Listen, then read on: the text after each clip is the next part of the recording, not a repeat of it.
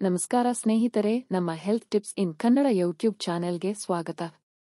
ಸ್ನೇಹಿತರೆ, ಹೊಸದಾಗಿ ಮದುವೆಯಾದವರಿಗೆ ಬೇಗ ಮಗು ಪಡೆಯುವ ಇಚ್ಛೆ ಇರುವುದಿಲ್ಲ. ಒಂದಿಷ್ಟು ದಿನ ಅವರ ಸಂಗಾತಿಯ ಜೊತೆಗೆ ಮೋಜು ಮಸ್ತಿ ಮಾಡಬೇಕು ಎಂದು ಎನಿಸುತ್ತದೆ. ಹಲವಾರು ದಂಪತಿಗಳು ಕೆಲವು ರೀತಿಯ ವಿಧಾನಗಳನ್ನು ಅನುಸರಿಸುತ್ತಾರೆ. ಆದರೆ ಅಂತಿಮವಾಗಿ ಗರ್ಭಿಣಿಯಾದಾಗ ಅವರಿಗೆ ಅಚ್ಚರಿಯಾಗಿರುವುದು. ಹೆಚ್ಚಿನ ದಂಪತಿ ಕ್ಲೈಮ್ಯಾಕ್ಸ್ ವೇಳೆ ಹೊರತೆಗೆಯುವಂತ ತಂತ್ರವನ್ನು ಅನುಸರಿಸುವರು. ಆದರೆ ಇದರಲ್ಲಿ ಸಫಲತೆ ಸಿಗುವುದು ತುಂಬಾ ಕಡಿಮೆ. ಯಾಕೆಂದರೆ ಜೀವಸೃಷ್ಟಿಗೆ ಬೇಕಾಗಿರುವ ವೀರ್ಯವು ಅದಾಗಲೇ ತನ್ನ ಗಮ್ಯ ತಲುಪಿರುವುದು. ಕಾಂಡೋಮ್ ಇಲ್ಲದೆ ಗರ್ಭ ತಡೆಯಲು ಮತ್ತೊಂದು ಒಳ್ಳೆಯ ವಿಧಾನವೆಂದೇ ಮಹಿಳೆಯರು ಮಾತ್ರೆ ಸೇವನೆ ಮಾಡುವುದು. ಆದರೆ ಇದರಿಂದ ಹಲವಾರು ರೀತಿಯ ಅಡ್ಡಪರಿಣಾಮಗಳು ಇದ್ದೇ ಇದೆ. ಗರ್ಭಧಾರಣೆ ತಡೆಯಲು ಕೆಲವೊಂದು ರೀತಿಯ ವಿಧಾನಗಳು ಇವೆ. ಇದನ್ನು ನೀವು ಪಾಲಿಸಿಕೊಂಡು ಹೋಗಬಹುದು. ಹೊರಗೆಳೆಯುವುದು. ಈ ವಿಧಾನವನ್ನು ಹೆಚ್ಚಿನ ದಂಪತಿ ಪಾಲಿಸುವರು. ಆದರೆ ಇದು ಸಂಪೂರ್ಣವಾಗಿ ಸುರಕ್ಷಿತವಲ್ಲ. ಆದರೆ ಈ ವಿಧಾನವು ಸುಮಾರು 83% ಪರಿಣಾಮಕಾರಿ ಎಂದು ತಜ್ಞರು ಅಭಿಪ್ರಾಯಪಟ್ಟಿದ್ದಾರೆ.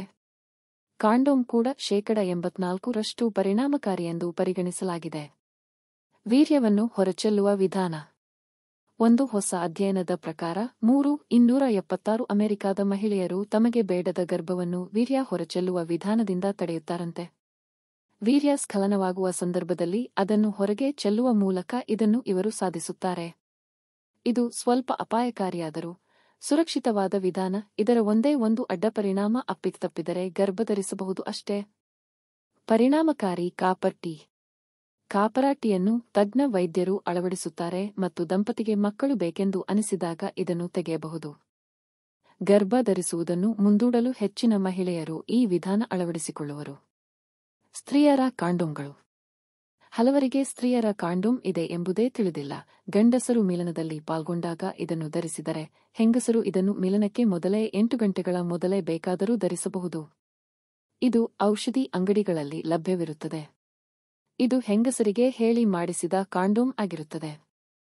ಗರ್ಭನಿರೋಧಕ ಮಾತ್ರೆಗಳು ಹೆಂಗಸರಿಗೆ ಗರ್ಭವನ್ನು ತಡೆಯಲು ಇರುವ ಮಾರ್ಗಗಳಲ್ಲಿ ಒಂದಾಗಿದೆ. ಸ್ನೇಹಿತರೆ, ಈ ವಿಡಿಯೋ ನಿಮಗೆ ಇಷ್ಟವಾದರೆ ಲೈಕ್ ಮತ್ತು ಶೇರ್ ಮಾಡಿ.